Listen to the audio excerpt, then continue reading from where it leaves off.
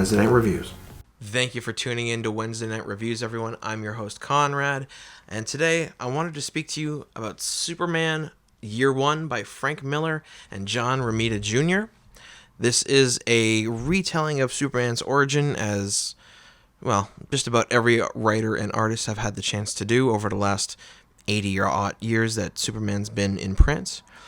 This particular one being done by DC's Black Label, and I think it is a truly interesting take on his youth because it doesn't just gloss over everything. It really sort of goes into how he became informed about who he should be, as well as the importance of his father's word. So this opens up basically like every other Superman origin story ever. Well, there you go, ever. With Krypton dying, with the super advanced society of the greatest minds ever being destroyed by their own hubris and desire to keep building without thinking about their planet. Sounds something similar. Anyway, the next take on it is what happens next is where this gets very interesting. Instead of some sort of narrator going through and telling you about the dying planet Krypton or taking this from Superman's parents' perspective, we actually get to see this from Kal's perspective. And we somehow, as an infant or as a baby, he remembers this, but he goes through and he sort of explains what he's feeling at the time, little bits here and there, and of course what his parents were saying. And then we get this really trippy scene of him taking off into space, and we can see his eyes reflected in the glass of the ship, with, of course, the galaxy laid out in front of him. And it's kind of an amazing scene, especially because of the internal monologue of this child that would become Clark Kent Superman, until eventually he finds Earth. And of course he crash lands on Earth, and lo and behold, just like every other time, Jonathan Kent finds him and brings him home. Martha Kent is amazed. We have a baby. All is well, just like every other telling of this story. And so far this sounds really bland, and I'm sure you've read at least 2 of these stories before. Why should you pick this one up? Well, again, it comes down to how Frank Miller and John Romita Jr. show him growing up.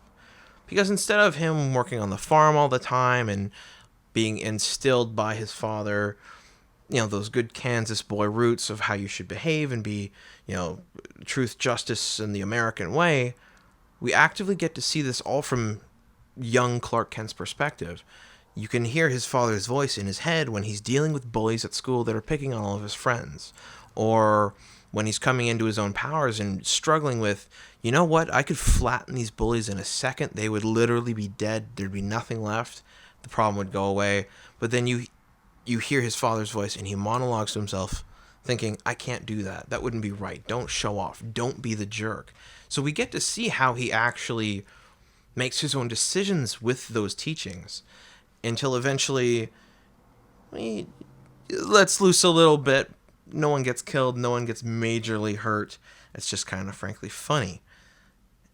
And throughout sort of growing up into the end of high school, we get to see him meet Lana Lang, how they intend to deal with these bullies, how she sort of becomes the reporter that she becomes, and they actually end up having a nice little relationship, as we all know. But we get to see it actively happen, and what I find makes this most interesting is when he's growing up, he does get to basically be in the football team, and in the last game of the season, he thinks, you know what, I'm going to let loose and we're going to win because of it. And he actually hauls a whole team across the field on his back while he's holding the ball so that he can get a touchdown and have his little victory. Because, you know what, he may be Superman, he may be literally in many, many measurable ways better than everybody else on the planet, but he should get to feel that way once in a while too, right? And thankfully, if you haven't picked up the copy yet, you'll notice that at the bottom here, that'll say Book 1. I'm very thankful for that, so that we get more of this. I don't know if you can see it with the camera, but this is Book 1. because how this ends is so intriguing to me. There's a wonderful scene with his father where they're talking about what he needs to do. And his father always talked about doing good for the world, helping everyone. And Clark decides, you know what, to do that though, I need to see the planet. And he thinks, I'll leave and I'll see everything. And everyone reading, including myself, would have thought, okay, he'll just fly there, or he'll run and jump there. But he does something I never expected, and I don't think anyone's yet told the story or the version of. He joins the military. And this book ends with him rolling into the military academy. And that's what I think makes this take on Superman so interesting. He's not just some super hopeful, ideal Kansas boy. He's someone who's trying to go out to the world and see it and live in it. And that's why I think Frank Miller and John Romita Jr.'s take for Superman #1, or rather Superman Year 1, Book 1, is so impressive. So guys, if you haven't already, please do pick up this book. If you have been seeing the Black Label stuff and thought, not for me, this is definitely to me anyway, the most PG story yet. It's drawn beautifully. I mean, John Romita Jr. is wonderful, and the art in this book is great. It's easy to read, and yet it's still bigger to life than your regular comic book you might pick up about Superman. So again, guys, this has been DC Black Label's Superman Year 1 by Frank Miller and John Romita Jr. Please do pick it up. You're probably able to go out still and get a copy. You might not have this cover. You might have a different one, but it'll still be there.